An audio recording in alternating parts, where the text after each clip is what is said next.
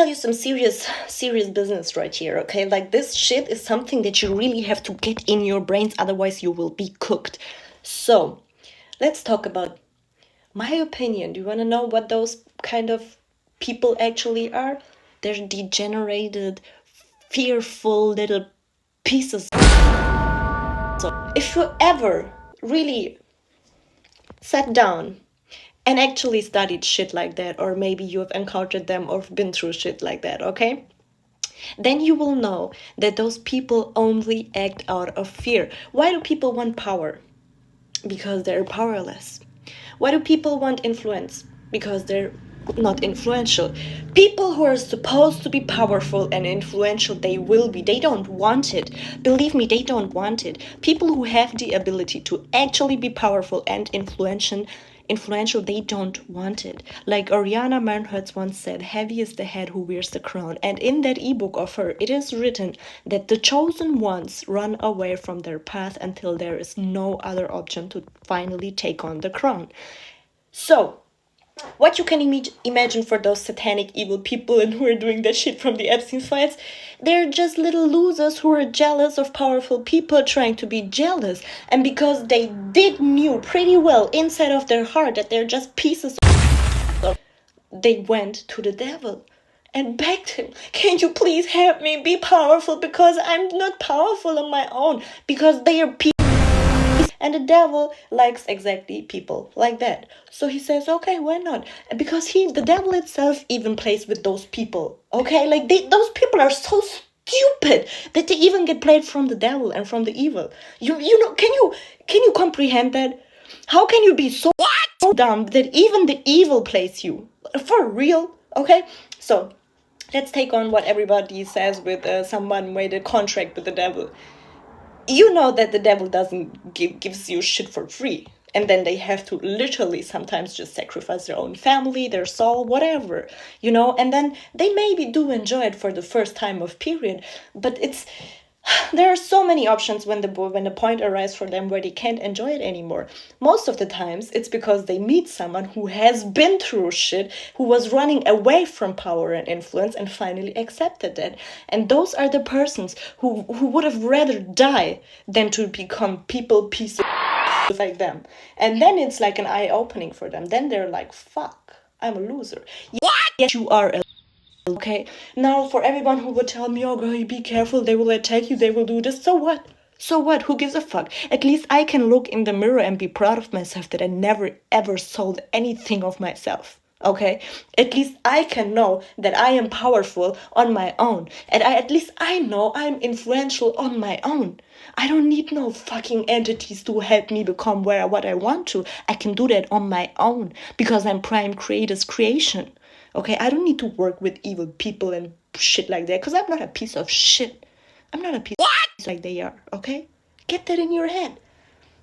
Now, those people who are pieces, alright, they may have tricked us over the past few hundred years into believing that we are all powerless and stupid and just small little bees to work and put up the system. Alright, okay, maybe. We believed it, it worked, now they are materially seen in power or in positions of power. They may control the legal system. They may control the tax system. They may control the political system. They may control everything. But you know what they can't control? Physical laws. And you know who has to obey that? Every single one. No one on this plane can escape physical laws, okay? Or karmic laws, or the spiritual laws. No one can do that. And that exactly, my friends, open up your ears. Listen. Hear me. That exactly is the gate to escape, which other people call awakening, okay? And those evil little pieces of people, they are forced to leave that door open. Like in the movie Matrix, like from Neo, like Morpheus explained that they have to leave that door open for the people who awake to step out, okay, so that the system doesn't break. It's a plan B for them. So what? You know, my opinion, after all the experiences in my life, I would rather die. I will rather die for freedom. You know why? Because I know, and that one you should get in your head too, because it's super important. I know that there are two things in my life that are certain, that can no one change. No one can interfere them. No one can change them. And you know what that is? Let me tell you what that is. The time, place, and date. I don't know what it is. Time, place, and date of the moment where I am born and where I will die. I will die when my prime creator wants me to come back home. No one can escape death. So why the fuck should I be afraid of? More I am afraid of selling my dignity, selling my worth, selling my soul. This is the shit that I'm afraid of. I'm afraid of not being able to build up a family legacy. I'm afraid of not being a good housewife. I'm afraid of not being a good mother. I'm afraid of not being successful. I'm afraid of not being the best freaking version I can be for myself. I'm afraid of not creating the best reality for myself. This is the shit that I'm afraid of. And that's not even fear, that's motivation. This is goals, man. And then all of you little peachkas out there are running around, but they eat human flesh and they eat children and they abuse and they do that. Do you think that shit is from yesterday? The fuck not. This shit exists from however the long, I don't know, but it you cannot get rid of evil things or evil people, but you can change your perspective about them. Because let me tell you their weak point. You know what hurts them the most? When you look at them with a look of pure disgust. Sometimes I even feel sorry for them. I cannot even be mad about my enemies. My enemies don't make me mad, they make me feel sorry for them. I wanted to help them until I found out that these can't be trusted, because every time they will trick you. And it's their little pieces of... And I just feel sorry for them. There's no fear, there's nothing to be afraid of. It's just pure disgust and feeling sorry for them. And that you should too.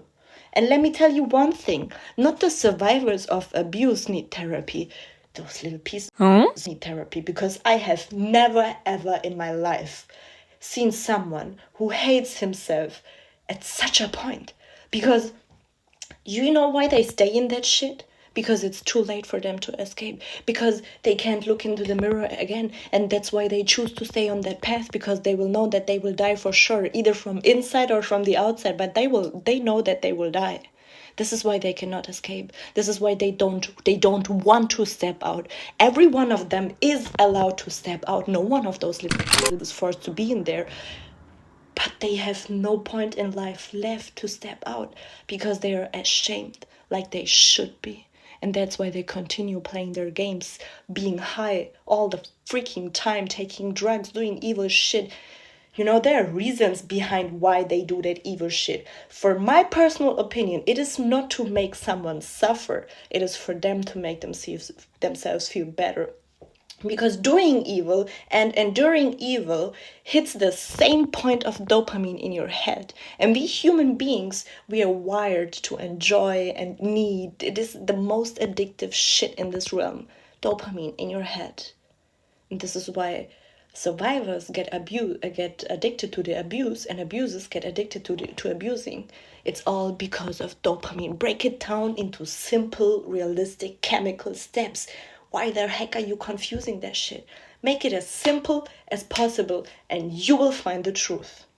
It is your GOAT conspiracy, EC, spitting some facts over here. And of course, this is all just conspiracy theory in my personal opinion. Peace out.